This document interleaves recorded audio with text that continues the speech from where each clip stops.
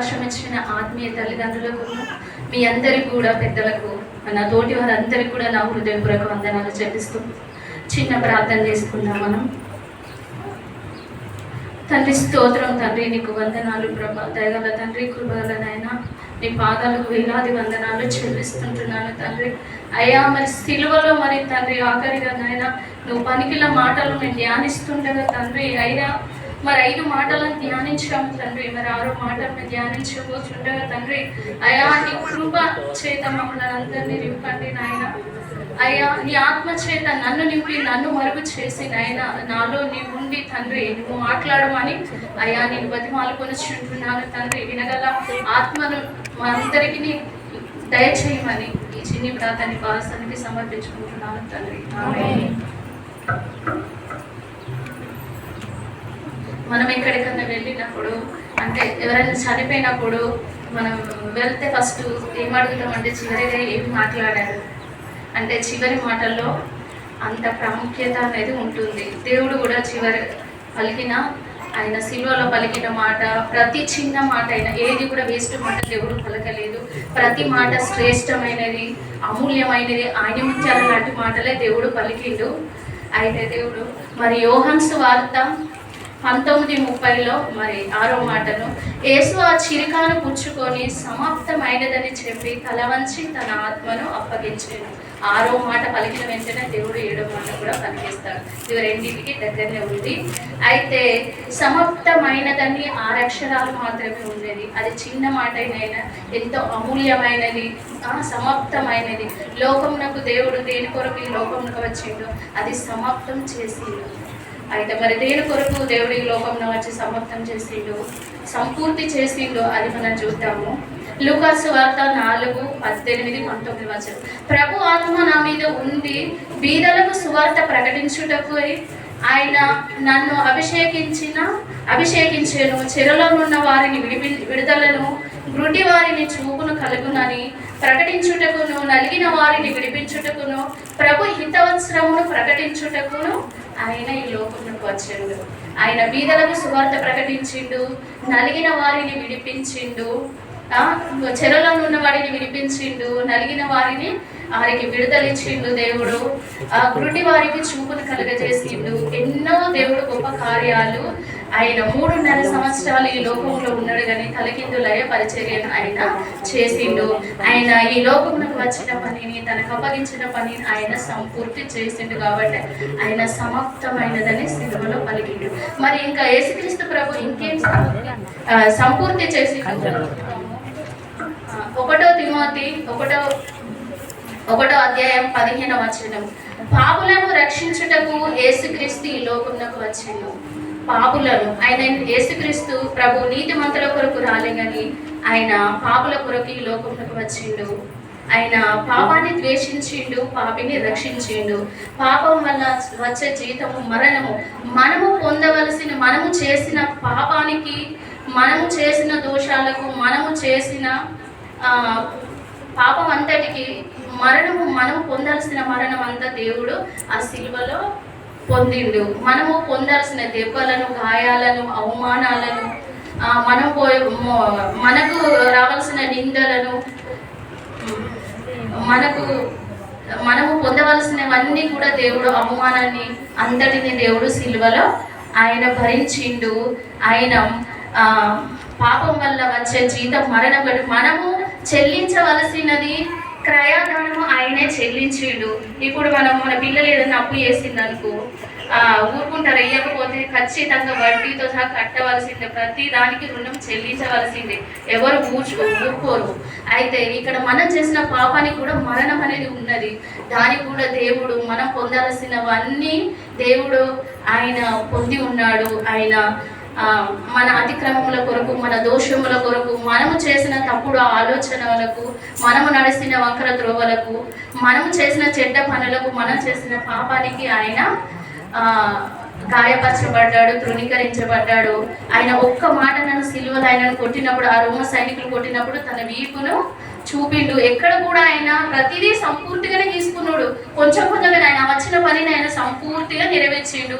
అవమానము, నిందలు ఆయన మీద ఉంచినప్పుడు ఆయన ఒక్క మాట కూడా ఇది ఎందుకు నేను భరించాలని అనుకోలేదు. తన ఇష్టానుసారంగా తన పంపిన తల్లి చిత్తమును ఆయన సంపూర్తి చేసిండు కాబట్టి ఆయన సమాప్తమైనదని పలికిండు.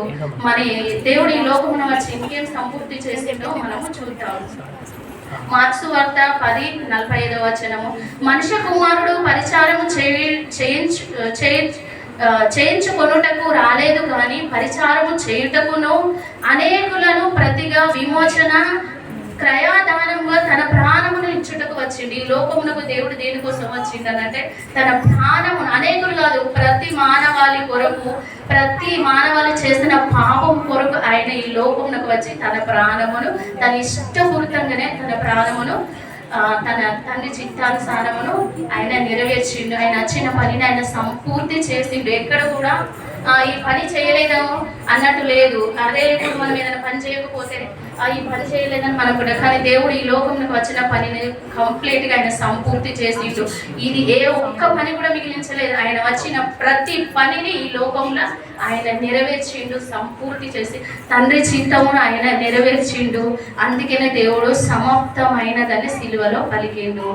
ఆయన ఈ లోకంలో వచ్చి సమాప్తమైనదని ఆయన చెప్పిండు. మనము ప్రసంగి 7:8 చూస్తే కార్యారంభము కంటే కార్యాంతము మేలు. ఎప్పుడు మనం ఏదైనా పనిని ఫస్ట్ స్టార్ట్ చేసినప్పుడు మన పని ఏ విధంగా ఉంటుందో కానీ అది చివరి వరకు మనం కంప్లీట్ చేయాలి. కానీ దేవుడు ఈ లోకంలోకి వచ్చి ఆయన పని సంపూర్తిగా కంప్లీట్ చేసింది. అదే మనకి ఏదైనా పని అప్పగితే మనం మధ్య మొదలైతే అయ్యో నాకే అప్పయ్యప్పింది ఈ పని, నేనే బాధ్యత మొయ్యాలా అని అనుకుంటా. కానీ దేవుడు ఈ లోకంలో దేనికి వచ్చిండు, ఆ పనిని ఆయన సంపూర్తి చేసిండు. ఆయన ఎక్కడ ఆగిపోలేదు. ఆయన వచ్చిన పనిని ఆయన సంపూర్తి చేసింది కాబట్టి సంతోషంతో ఆనందంతో ఆయన సమాప్తమైనదని సిలువలో పలికిండు. ఆయన ఎక్కడ కూడా ఆగిపోలేదు, ఎక్కడ కూడా ఒక మాట కూడా పలకలేదు. ఆయన భూమి మీద యేసుక్రీస్తు ప్రభు ఒక్క పని కోసం ప్రతి పనిని, ఏ చిన్న పనిని కూడా మిగిలించలేదు. ప్రతి పనిని ఆయన కంప్లీట్ చేసిండు. ఆయన తండ్రి చిత్తమును సంపూర్తి చేసిండు. ధర్మశాస్త్రంలో చెప్పినట్టుగా ఆయన లేఖనాలన్నీ పూర్తిగా నెరవేర్చబడ్డాయి. ఆయన అపవాదిని జయించిండు. సాధారణ అది అర్పణ చెప్పినట్టు అపవాది మనకి ఎన్నో తలంపులను మనము ఎన్నో మనకు ఆలోచనలు కలిగిస్తుంది. అపవాదిని జయించిండు దేవుడు. లోకంలో ఉన్న ప్రతి పాపాన్ని జయించి పాపులను ఆయన రక్షించి ఆయన మరణము పొందిండు. అందుకనే దేవుడు సమాప్తమైనదని కేక వేసి ఉత్తని కేక వేయలేదు. ఓడిపోయిన వాళ్ళకి సెకండ్ ఇచ్చేసి అయ్యో నేను ఓడిపోయినా కదా అని అనుకుంటాను. ఆయన ఓడిపోయినని కేక వేయలే కానీ ఆయన ఈ లోకమునకు వచ్చిన దాన్ని సంపూర్తి చేసి ప్రతి దాన్ని నెరవేర్చిండు. కాబట్టి సంతోషముతోనూ ఆనందముతోనూ అర్థవంతమైన జీవితాన్ని ఆయన జీవించిండు. కాబట్టి ఆయన వచ్చిన పని ఆయన సంపూర్తి చేసిండు. కాబట్టి ఆయన కేక వేసి ఆనందంతో సమాప్తమైనదని చెప్పిండు. ఆయన నిరాశతోనూ దుఃఖముతోనూ వేదతోనూ పలికిన మాటలు కాదు, కానీ ఆయన ఈ లోకంలో వచ్చిన పనిని ఆయన సంపూర్తి చేసి ఆయన గెలిచిండు. కాబట్టే ఆయన సమాప్తమైనదని పెద్ద కేక వేసి తల వంచి తన ఆత్మను దేవునికి అప్పచెప్పుకున్నాడు. దీని ద్వారా మనం నేర్చుకోవాల్సినది 3 సత్యాలు ఉన్నాయి. అది ఫిలిప్పులకు రాసిన పత్రిక 2:8 మరియు ఆయన ఆకారమందు మనుషుడుగా కనబడి మరణము పొందునంతగా, అనగా శిలువ మరణము పొందునంతగా విధేయతను చూపిన వాడే తనను తాను తగ్గించుకొనేను. ఆయన ఈ లోకమునకు ఆయన మనుషుడిగానే వచ్చిండు. ఆయన వచ్చిన పనిని ఆయన సంపూర్తి చేసిండు. తండ్రి చిత్తమును నెరవేర్చిండు. తండ్రికి విధేయత కలిగి ఉన్నాడు. తనను తాను తగ్గించుకున్నాడు. మనం కూడా దేవుడు అంటున్నాడు, పిల్లలని తల్లిదండ్రులకు లోబడి ఉండు, విధేయత చూపించండి. మన పెద్దవాళ్ళకైనా మనము వారికి విధేయత చూపినట్లయితే మన దేవుని కూడా విధేయత చూపగలుగుతాము. రెండవది మత్తయి సువార్త 25:20 అప్పుడు 5 తలంతులు తీసుకుని వాడు మరి 5 తలంతులను తెచ్చి, అయ్యా నీవు నాకు 5 తలంతులను అప్పగించితివే, అవియుగాక మరి 5 తలంతులను సంపాదించుతునని చెప్పాను. అతని యజమానుడు, బలా నమ్మకమైన మంచి దాసుడా, నీవి కొంచెంలో నమ్మకముగా ఉన్నావు కాబట్టి నేను అనేకమైన వాటి మీద నిన్ను నియమించేదని చెప్పిండు. మనము కూడా మనకప్ప చెప్పిన పనిని దేవుని యొక్క మనము నెరవేర్చే వారిగా ఉండాలి. మనకిచ్చిన తలంపులను దేవుడు మనకిచ్చిన అవకాశాన్ని మనం ఈ లోకంలో ఉన్నప్పుడే మనము నెరవేర్చాలి. సమయం అంతా అయిపోయి చనిపోయిన తర్వాత మనం ఏం చేసాలి? మనం బ్రతుకున్నప్పుడే మన పనిని మనం కూడా సంపూర్తి చేయాలి. మనకిచ్చిన అవకాశాన్ని మనం అస్సలుగా పోనీయద్దు. మనకు పాటల తలంపులు కానీ, వాక్యము కానీ, ఏ తలంపులు దేవుడు ఇచ్చిండో ఆ తలంపులనన్నిటిని మనం కూడా సంపూర్తి చేయాలి. మూడవది 2 తిమోతి 4:7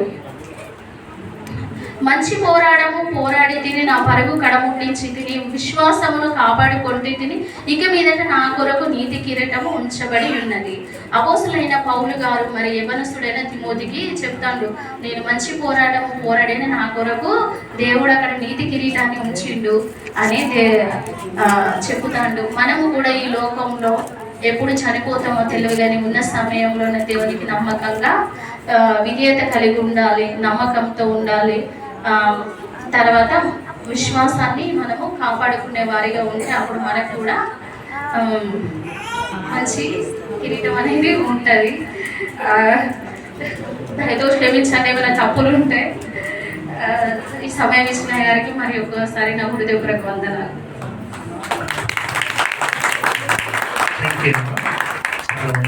సమాప్తమైన